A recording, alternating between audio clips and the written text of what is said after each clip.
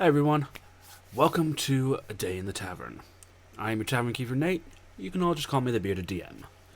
And I'm doing this video for a mixture of a couple of things. My main E is to address some of the big serious issues going on currently within the world of that is tabletop role-playing games, and in particular Dungeons & Dragons, and even more particular Wizards of the Coast and Hasbro. Now, unless you've been living under a rock somewhere, firstly, welcome back to the real world. Hope the rock was comfy. Secondly, you might have then missed what's been going on. For everyone else, you all know that the big OGL that Wizards of the Coast is starting to push has put a big, and I mean a big strain and a big test to the entirety of the tabletop role-playing game community. And there's a reason why I'm not saying D&D in there, because, well, it's something I'll get to. But firstly, what is the OGL and how does it affect the player base? Well, again, if you've been living under a rock for some reason and you don't know what the OGL is, firstly, there are several videos out there by some of the other YouTubers who have addressed what the OGL is. If you're still unclear, look up the Dungeon Dunes. They have a video that explains exactly how the OGL came into place, how it affected 3rd edition, 3.5, why it didn't affect 4th edition, and then how it came to be affecting 5th edition. They go over how it's changed over the years, as well as what it currently means now, and why it's a bit of an issue. For the very quick summary term, it was created in 2000, originally for 3rd edition Dungeons & Dragons, and the idea was to allow content creators to openly use it in a way that they can create stuff based on the D&D game, as either at the time vines or within creating their own content that other people could use as well. Fast forward to 5th edition coming out, which ironically it was actually a third-party creation outside of D&D. Fast forward to YouTube becoming more popular, as well as people creating their own stories and own campaign settings through the OGL, allowing them to do this and make money off of it. Now, the next part. How does it affect the player base? Well, technically, it doesn't. The OGL does not stop people from playing Dungeons & Dragons, nor does it stop people from live streaming or pre-recording their games and putting them on the internet to play. The OGL doesn't actually physically stop any of that happening. You can still enjoy playing Dungeons & Dragons as much as you want. You can still stream it live and things like that, However, as long as you're not making a metric amount of money on it. That's where the thing comes into, and that leads us to the second question. Who does the OGL affect then? Well, that's kind of easy to understand, and it makes a bit more understanding of why they're going after these people, but it affects people in the third-party part of it. So basically, every YouTuber who makes parodies or videos about Dungeons & Dragons, or references Dungeons & Dragons, specifically, it affects anyone who has created content out there under the name of Dungeons & Dragons, including anything of extra supplement books for 5th edition.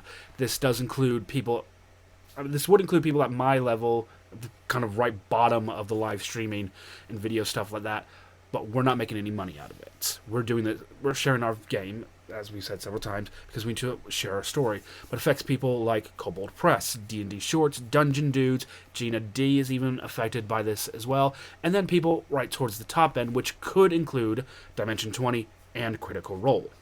Now, how does it affect them? Well, it basically it's Wizards and Hasbro saying, hey, I know you've created this, but it's now ours, and any money you make off it over a certain point is also ours, because we want a piece of the action and we don't really want competitors in this. Now, they seem to forget that these third-party people are not competitors to Wizards of the Coast and D&D itself. These people are adding to the game in a really fun and a way that a lot of people are clinging on to. The problem comes down is that Wizards want more money, and even an open email that was sent out to D&D Shorts, and that was confirming not only the leak of that the OGL is real and not a draft, as Wizards of the Coast and D&D Beyond and Hasbro have said. It confirms the fact that the people up there, the high-end CEOs, do not like the customer and the community fan base. They do not like people like Critical Role or Dimension 20 or D&D Shorts or the Dungeon Dudes for making money out of something that is legally theirs, kind of thing, in the open sense. And they don't like the fact that the OGL allows them to do this. Now, the one thing we do need to note, and big on it, is that the OGL, the original 1.0 original OGL that was released back in 2000, specifically stated, as well as the one that followed it the year after, that if any part of this changes, as a content creators, you can refer back to the original document for everything and still be fine. Wizards and Hasbro are trying to sweep that under the bridge and get rid of that completely, so that the content creators have no choice. Now, for people out there who's saying like, oh, well, it's just a leak. Oh, they're backing away now. They're not going to do it. Do not be fooled, and don't be an idiot. We are not going to be fooled, and we are not going to be taking this lying down or sitting down, whatever. It's not a draft. That's what I'm going to start off. It's not a draft. It was sent out to content creators with a contract for them to sign, and they had to sign within a week. And some of the changes they're trying to make as well still go back to what that original contract is. It doesn't change what they're going to do. It just puts it in supposedly nicer words. Let's also go to the fact that it's obvious. It's kind of they are a big company, and you are going to be dumb to think like, well, they care about the player and the community base. It's like the people at the top won't. Yes, a bunch of people, and I've seen in a lot of comments, it's a big company. Why do you expect them to be worried about anything else other than money? You are right. You're absolutely right. Hasbro is one of the biggest companies out there, especially in the toy department. Yes, they care more about money than the community, but that's kind of the very big point. This is the email that D&D Shorts got, stating that they just see customers and the community as an obstacle between them and their money. So, a big thing has been going on about it, and that leads me to my next thing about why this is a problem and what can be done.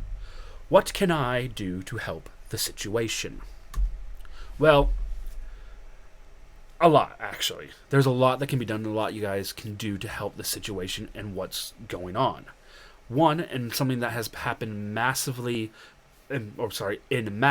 recently, is canceling your D&D Beyond subscription.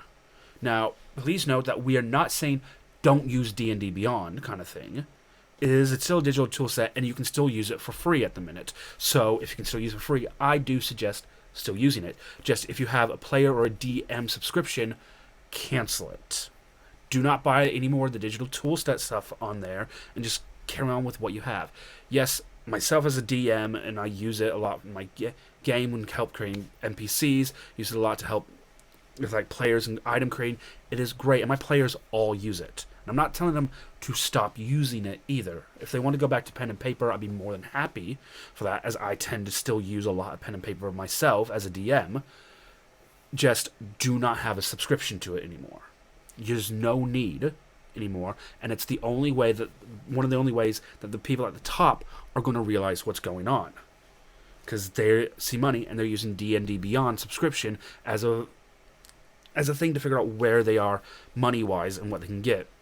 Now, a massive near on 80% of people have either already or are going to be deleting their D&D Beyond subscriptions. Now, if you are a bit worried, it's like, well, I've paid for X amount a month or a year. What's going to happen to that?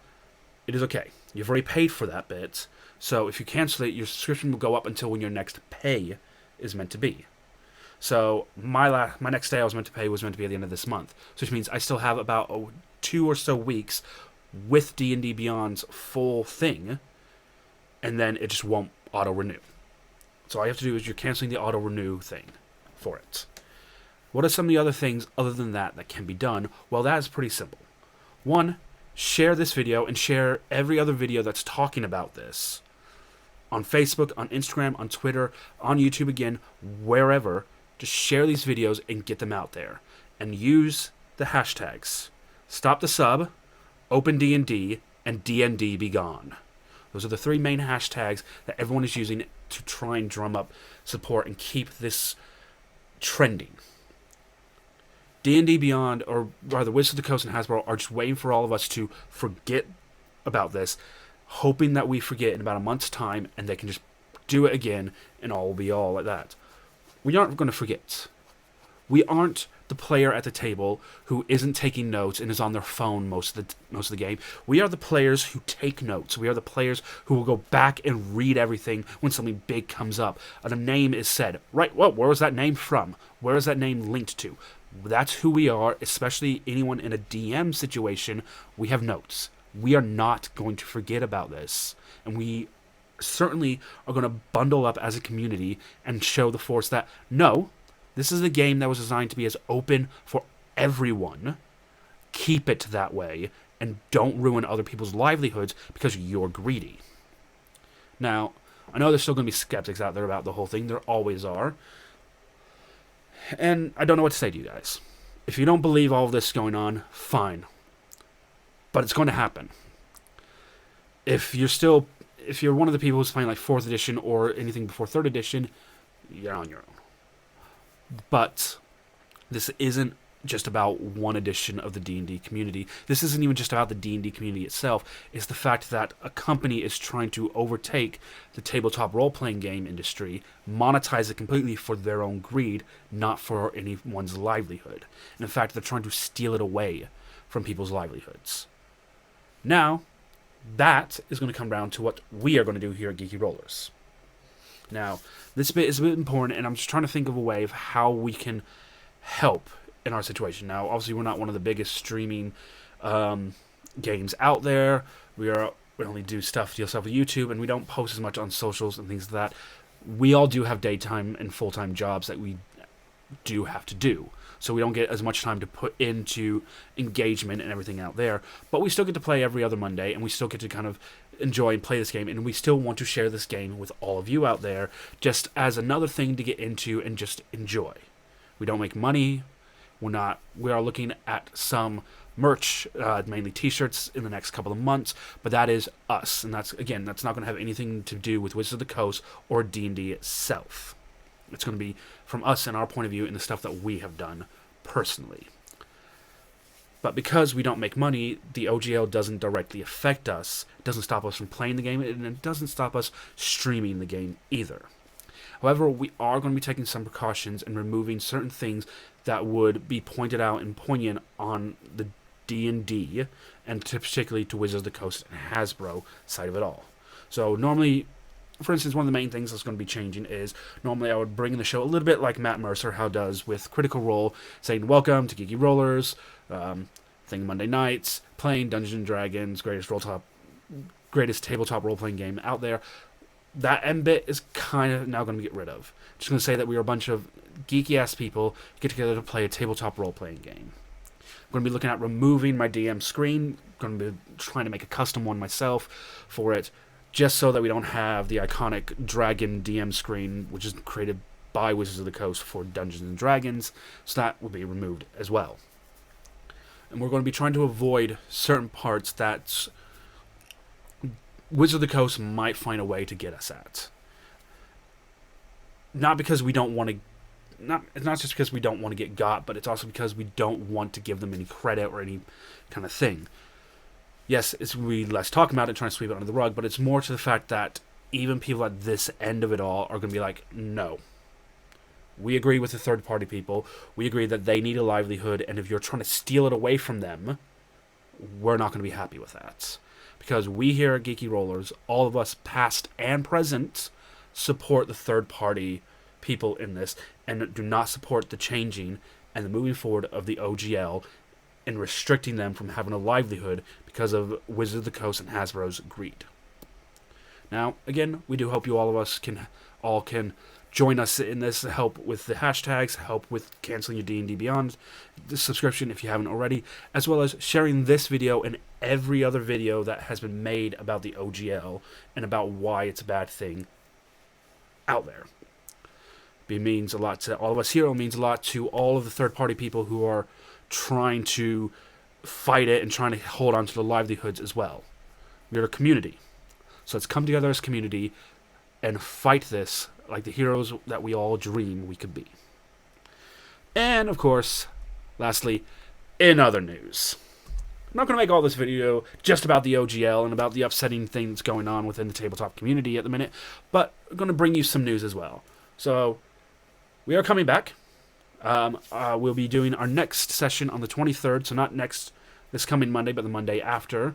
And we'll be picking up straight up where we left off, with the party going up against Magistrate Harold within not Cloverdrift, within Port Rohan.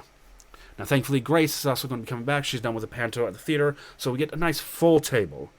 We do hope all you can be there. About 7 o'clock, Monday the 23rd, we will be back.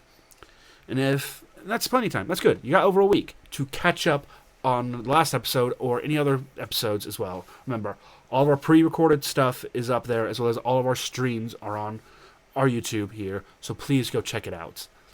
If you're checking them out, want to go to and I'll put it somewhere, probably either over here or might be over here or up here.